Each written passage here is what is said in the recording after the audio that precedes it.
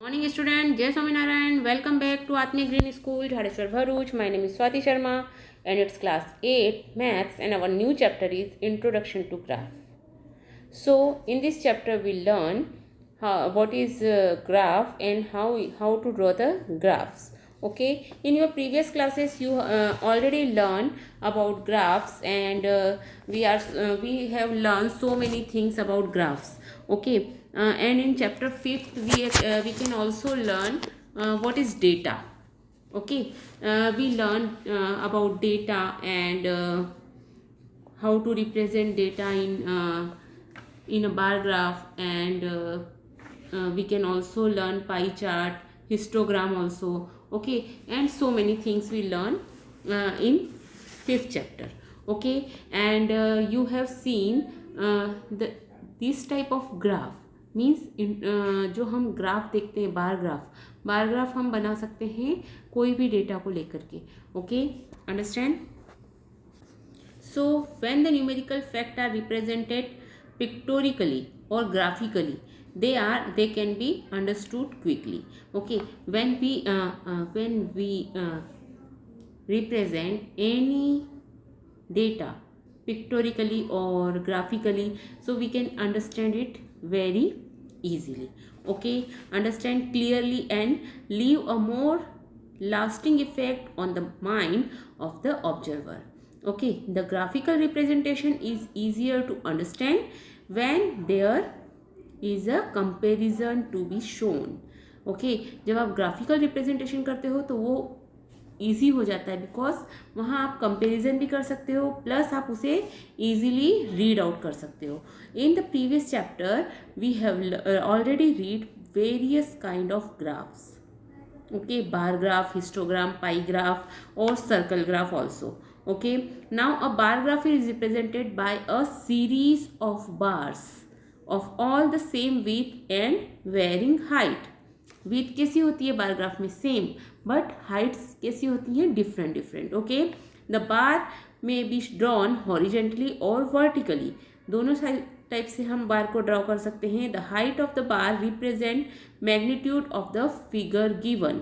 Okay, the bar graph given below show the, जो हमें bar graph है वो हमें क्या क्या शो करता है, कोई भी दो चीज़ों का कंपैरिजन शो करता है. Okay, understand. सी अगर हम बात करते हैं बार ग्राफ की, सो बार ग्राफ जो है वो हमें शो करता है the represented by series of bars of all the same width and varying heights. Okay, so when we talk about a bar, so a bar graph is used to show comparison among categories. It may consist of two or more parallel vertical or horizontal bar rectangles. Okay, see here, यहाँ पर rectangular bars दिख रहे हैं आपको. Okay, कोई भी दो चीज़ों का कंपेरिजन कर सकते हैं. Marks in mathematics, first term, second term and third term. Okay, so students के मार्क्स किस टाइप से आए हैं मैथमेटिक्स में, उनकी फर्स्ट टर्म में, सेकेंड टर्म में एंड थर्ड टर्म में. Okay, understand. So this way we can easily represent the marks of students और we can represent the graph. Okay, bar graph can also have double bar. ना हम double bar graph भी draw कर सकते हैं. This graph give a comparative account of sales on various fruit over a 2 days period, और we can draw 2 subjects का. अगर आपको ड्रॉ करना है तो भी आप इजीली ड्रॉ कर सकते हो, first term, second term and third term के मार्क्स का. Okay, double bar graph, understand. और we can draw a pie graph also. Okay, this is double bar graph, a pie graph or circle graph we can easily draw. Okay, and double bar graph show two set of data simultaneously. Okay, the double bar graph show marks obtained by student in 5 subjects. हम 5 subjects के marks भी हम उसमें accordingly एक student के देख सकते हैं in term first and term second. Okay, annually and half yearly and annually. Okay, understand. And now histogram are used to represent grouped data by class interval along the horizontal axis and the corresponding frequency along the vertical axis. Okay, and then we can use a pie graph or circle graph. Circle graph show the relationship between a whole and its part. Okay here अगर हम circle graph की बात करें तो ये circle graph हमें जो show कर रहा है दैट इज क्या शो कर रहा है, a pie graph is use to compare part of whole. The circle represent the whole is a pie graph and it show to represent of viewers watching different type of TV channels. Okay कितने viewers को entertainment पसंद है 50%, sports 25%, news 15% and informative चीज़ें कितने लोग देखते हैं 10%. Okay understand. And then we also learn about histogram. Okay and a line graph. what do you mean by a line graph? A line graph show data that change continuously over period of time.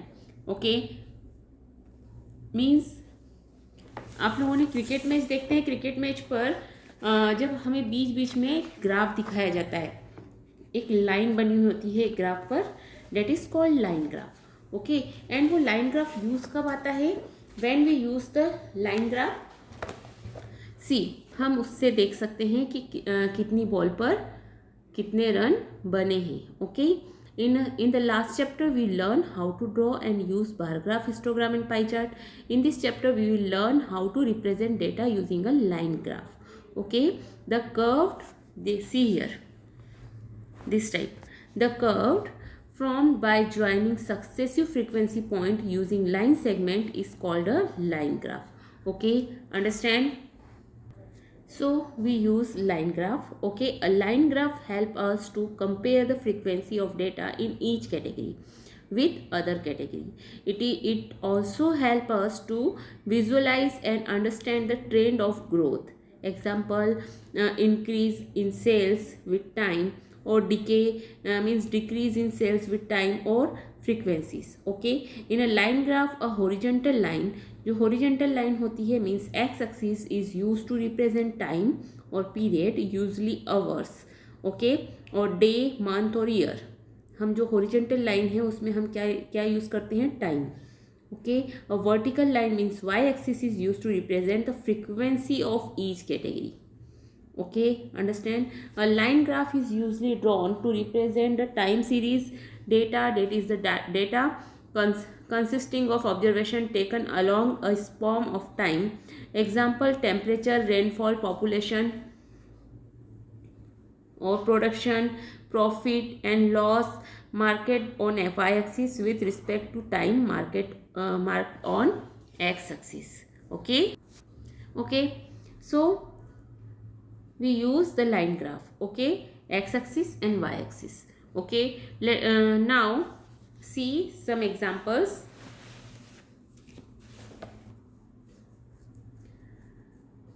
Here in x-axis we use time, means 6 am, 10 am, 2 pm and 6 pm. Okay, and temperature. Okay, understand. Now a graph on performance. अब हमें graph जो दिया हुआ है, the given graph represent the total run scored by two batsmen A and B. आपको graph दे रहा है 15.7. See here, batsman A and batsman B के रन का आपको ग्राफ दिया हुआ है, scored by two batsman during each of the 10 different matches in the year 2007. Study the graph and answer the following question. So when you study this graph, see here, batsman A and batsman B. batsman A को उन्होंने dotted line से बनाया हुआ है and batsman B को जो black line है उससे बनाया गया है. ठीक है. What information is gives on the two axis? So x axis पर हमें क्या दिया हुआ है? x एक्सिस पर टोटल 10 मैचेस दिए हुए हैं एंड y एक्सिस पर रन स्कोर दिया हुआ है. Okay understand. Now which line show the run scored by batsman A? So हमें पता है डॉटेड लाइन जो है वो शो कर रही है run scored by batsman A. Okay understand. Where the run scored by the team same in any match in 2007? If so in which match? So किस मैच में दोनों ही बैट्समैन ने सेम रन्स स्कोर किए थे? So during the fourth match, आपको दिख रहा है यहाँ पर, see here which match, fourth match में दोनों ने सेम स्कोर अर्न किया है, okay, and both have scored the same number of 60 runs. This is indicated by the point at which both graphs meet. Okay, understand? Now next, among the two batsmen, who is steadier? How do you judge it? So batsman A has one great peak. आपको batsman A पर 115 runs का आपको एक दिख रहा है, see here, okay, और batsman B का हाईएस्ट स्कोर है 100. Okay, understand?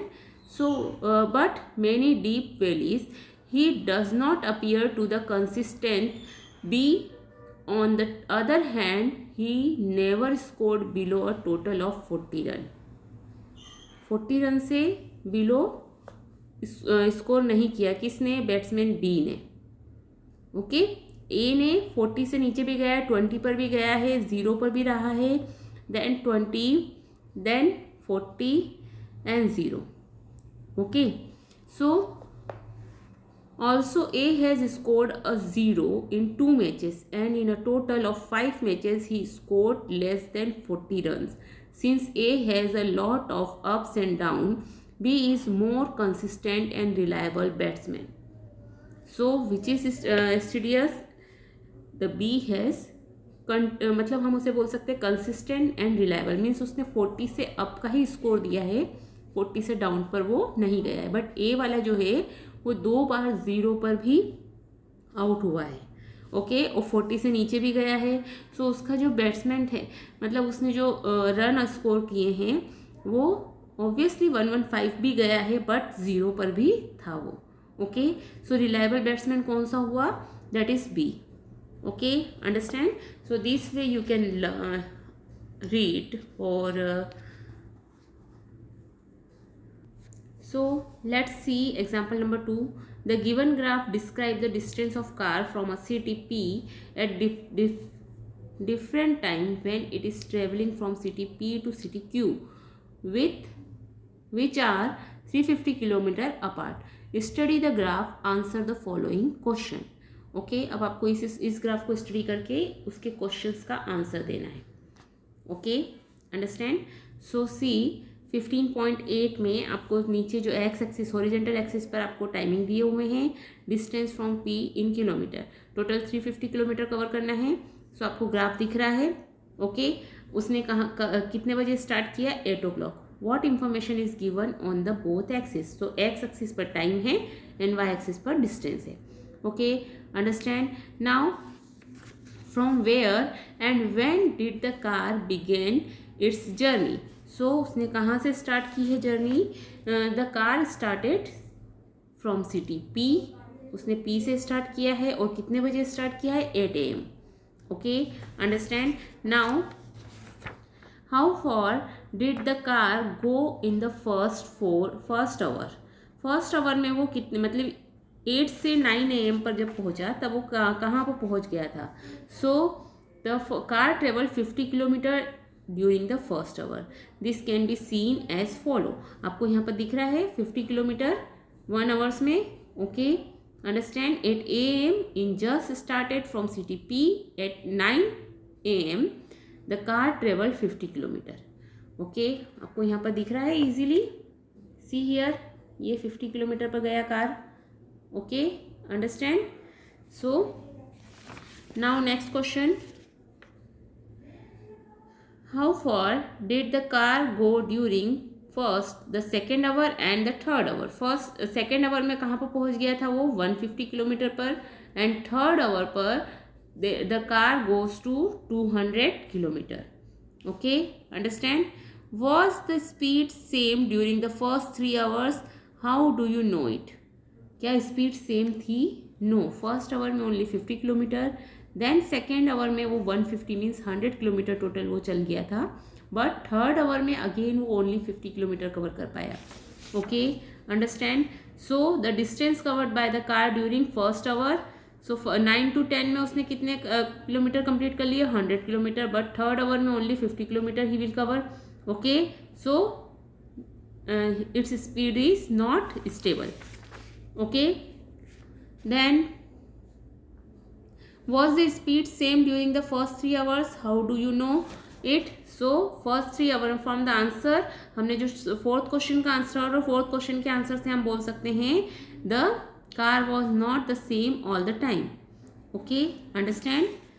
Now did the car stop for some duration और at any place?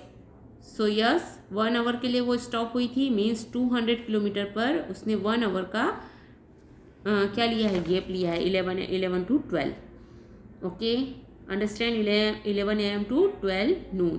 The horizontal line segment represent travel during this period is illustrate of this fact. Means वहाँ पर वो same distance पर ही रुकी हुई है. So that's why we can say that they will stop for some duration. Now when did the car reach city Q? So we can see here at 2 PM the car reached city Q. Okay, understand. So this way you can answer the questions. Okay, so 15.1 is very easy.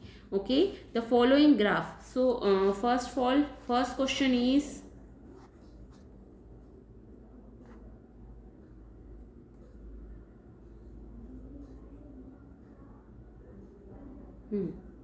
question number first is the following graph show the temperature of a patient in a hospital recorded every hour.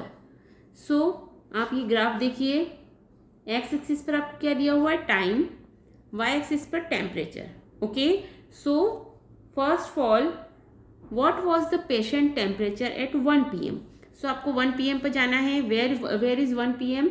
1 PM you can see here. Okay, 1 PM पर कितना temperature है उसका, date is see here 36 और 37 के बीच में, means 36.5. Okay, so temperature is 36.5. Okay, understand. So this way you can read the graph. When was the patient temperature is 38.5 degree Celsius. 38.5. तो first of all 38.5 कहाँ दिख रहा है आपको, 38 यहाँ पर है, 38.5 यहाँ पर दिख रहा है. So the temperature is 12 noon. 12 noon को उसका टेम्परेचर 38.5 था. Okay, understand. So this way you can answer the questions. The patient's temperature was the same two times during the period given. What were these 2 times? सो 1 से 2 के बीच में देखो आपको सेम टेम्परेचर दिख रहा है, that is 36.5. So 1 PM and 2 PM the same time, the time when the temperature will be same. Okay, understand. What was the temperature at 1:30 PM? So 1 और 2 के बीच में जो एक लाइन दिख रही है, that is the 1:30 PM. How did you arrive at your answer? अब आपके पास में यहाँ पर भी कितना दिख रहा है, 1:30 पर भी है 36.5 ही दिख रहा है. Okay, understand. During which period did the patient temperature show an upward trend? Upward means ऊपर की तरफ कौन सी पीरियड में जा रहा है. सो 10 से लेकर के 9 बजे के बाद में 10 बजे हमें 36 दिख रहा है, देन सीधे वो 39 पर जाने के बाद 39 पर जा रहा है 11 o'clock पर. ओके, सो 9 to 11 का टाइम ऐसा है जब उसका टेम्परेचर क्या हो रहा है, अपवर्ड हो रहा है, जा रहा है, ऊपर की तरफ जा रहा है. Understand. So this way you can complete question number first. See question number second. What about the question number second? The following line graph show the yearly sales figure for a manufacturing company. So here total 7 question are there. और आपको यहाँ सारे questions में क्या करना है, only graph को read out करना है और आंसर्स देने हैं. Okay, understand. So see here, आपको ओनली ग्राफ रीड आउट करके आंसर्स देने हैं. क्वेश्चन नंबर सेकंड में भी आपके पास में ग्राफ है और ग्राफ आपको दिया हुआ है, एक्स एक्सिस पर ईयर्स दिए हैं एंड वाई एक्सिस पर सेल्स दिया हुआ है, सेल्स इन रुपीस, करोड़. ओके, मीन्स जो आपको 2, 4, 6, 8 दिया है, that is in crores. Okay, understand. So you can give the answer in your notebook. Question number third, again you can see this graph and answer the questions. Question number four, question number one मैंने जिस type से आपसे करवाया है उसी type से 2 second third and fourth question में भी आपको ग्राफ दिया हुआ है, आपको ग्राफ बनाना है, ग्राफ देख करके क्वेश्चंस के आंसर देने हैं। Okay, in question number 5 use the table below to draw line graph. अब आपको यहाँ पर लाइन ग्राफ ड्रॉ करना है। So how to draw the line graph, see years and days. आपको दो चीज़ें दी हुई हैं, एक साइड पर ईयर्स दिया है और एक साइड पर डेज दिया हुआ है। Okay, so how to draw the line graph, here you can easily draw the line graph because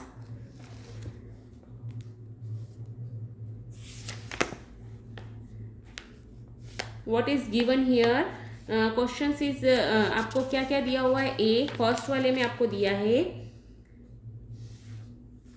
years and days. सो आप ईयर्स कहाँ लेंगे, एक्स एक्सिस पर ईयर्स लेंगे, एंड डेज कहाँ ले लेंगे, यहाँ पर आपको ईयर्स लेने हैं और यहाँ पर लेने हैं डेज। Okay, understand. सो 2003, 2004, 2005 आपको यहाँ पर ले लेना है 3, 4, 5, ओके 6, अंडरस्टैंड। एंड 8, 10, 5 एंड 12 तो आपको पहले से लेना है 1, 2, 3, 4, यहाँ से ले लेना 1, 2, 3, 4, 5, 6, आपको 12 तक टोटल बना लेना है। ओके, और आपको ग्राफ ड्रॉ करना है, that is line graph. Okay, and second condition में भी आपको डबल ग्राफ है, that is mens, number of mens and number of womens. तो आप एक को डॉटेड लाइन से शो कर दीजिए, दूसरे को सीधी लाइन से शो कर दीजिए। Okay, understand. So this way you can draw the second graph also. Okay, now question number 6, again आपको ओनली ग्राफ देख करके आंसर्स देने हैं। Okay, so complete it in your notebook. And question number 7, here can there be an time temperature graph as follow, justify your answer. So आपको यहाँ पर कोई सा टाइम टेम्परेचर ग्राफ दिख रहा है। सो टाइम टेम्परेचर ग्राफ में होता क्या है, इन केस ऑफ थर्ड आपको थर्ड उसमें दिख रहा है। देखो, एक में टाइम के साथ में टेम्परेचर बढ़ रहा है, एक में टाइम के साथ में टाइम बढ़ रहा है और टेम्परेचर कम हो रहा है। ओके, टाइम पहले हाई था, फिर टाइम के साथ में टेम्परेचर कम हो रहा है। देन थर्ड वाले में क्या दिख रहा है, टाइम और टेम्परेचर, एक ही टाइम पर टेम्परेचर बढ़ा हुआ है। इन केस ऑफ थर्ड आप क्या बोल सकते हो, there are an infinite number of temperature at the same time which is not possible. Okay, so case third does not represent a time temperature graph, understand. हाँ, same temperature रह सकता है बहुत 2, 3, 4, 5 घंटे तक, जैसे हमने पिछले वाले ग्राफ में देखा। सो फर्स्ट वाले में टाइम के साथ में टेम्परेचर बढ़ रहा है, सेकेंड वाले में टाइम के साथ टेम्परेचर घट रहा है, वो भी पॉसिबल है। फोर्थ वाले में टाइम के साथ टाइम चेंज हो रहा है बट टेम्परेचर सेम है। But in third temperature is infinite, temperature time क्या है, सेम टाइम पर टेम्परेचर इतना ज़्यादा नहीं चेंज हो सकता। In case of third there are an infinite number of temperature at the same time which is not possible. Okay, understand. So third one आपका ऐसा है जो आपको टाइम के साथ टेम्परेचर ठीक से शो नहीं कर रहा है। Okay, so complete this exercise means 15.1 you have to complete in your notebook. Okay, all the question is very easy, you can only see the graph and answer the questions. Okay, so complete these questions, have a good day. Okay student, complete these question in your notebook.